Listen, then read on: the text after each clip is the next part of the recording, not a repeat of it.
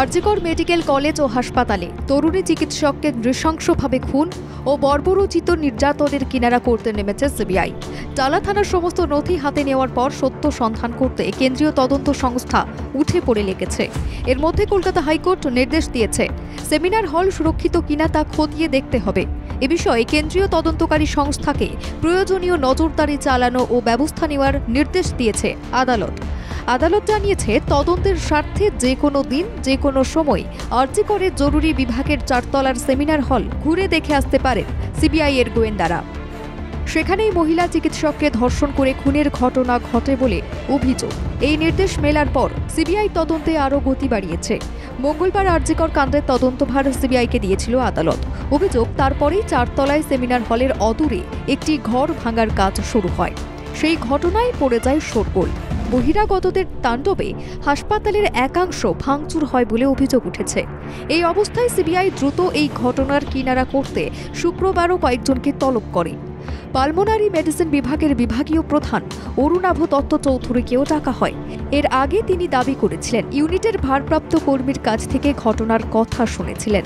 তারপর তিনিই ফোন করে খবর দিয়েছিলেন তৎকালীন অধ্যক্ষ সন্দীপ ঘোষ এবং তৎকালীন সুপার সঞ্জয় বশিষ্ঠকে।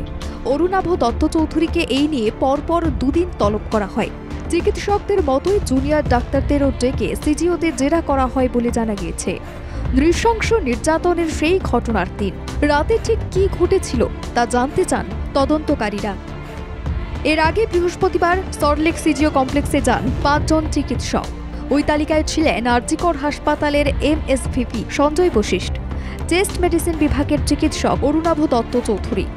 মূলত বয়ান রেকর্ড করতে ডাকা হয় চিকিৎসকদের। শুক্রবারও তাদের কাছে জানতে চাওয়া হয়, গত বৃহস্পতিবার রাতে ঠিক কি হয়েছিল, কিভাবে গোটা ঘটনার তদন্ত পুলিশ চালাচ্ছিল ও পুলিশকে কিভাবে হাসপাতাল তরফ থেকে সাহায্য করা হয়েছিল, ময়না তদন্ত কিভাবে হয়েছিল। তদন্তে সিবিআই যখন গতি বাড়াচ্ছে, পুলিশ যখন সিবিআইকে সব রকম সাহায্য করছে, তখনও আন্দোলনকারী চিকিৎসকরা অবস্থান অব্যাহত রেখেছেন। শুক্রবারও আরজিকর মেডিকেল কলেজ সহ একাধিক হাসপাতালে আন্দোলন জারি রাখে চিকিৎসকরা। সিনিয়র ডাক্তাররা জরুরি পরিষেবা চালু রাখেন। অপারেশন থেকে যাবতীয় জটিল চিকিৎসা এখন তারাই সামলাচ্ছেন। মুখ্যমন্ত্রী মমতা বন্দ্যোপাধ্যায় ইতিমধ্যেই চিকিৎসকদের পরিষেবা প্রদান চালু রাখার বারংবার আবেদন করেছেন। তিনি চিকিৎসকদের বিবেকের ওপর ছেড়ে দিয়েছেন। তাই সরকারি হাসপাতালে যাতে রোগীদের সব ধরনের পরিষেবা প্রদানের কাজ চালু হয়, সেদিকেই তাকিয়ে রোগী এবং রোগীর পরিজনরা। ব্যুরো রিপোর্ট, বাংলা জাগো।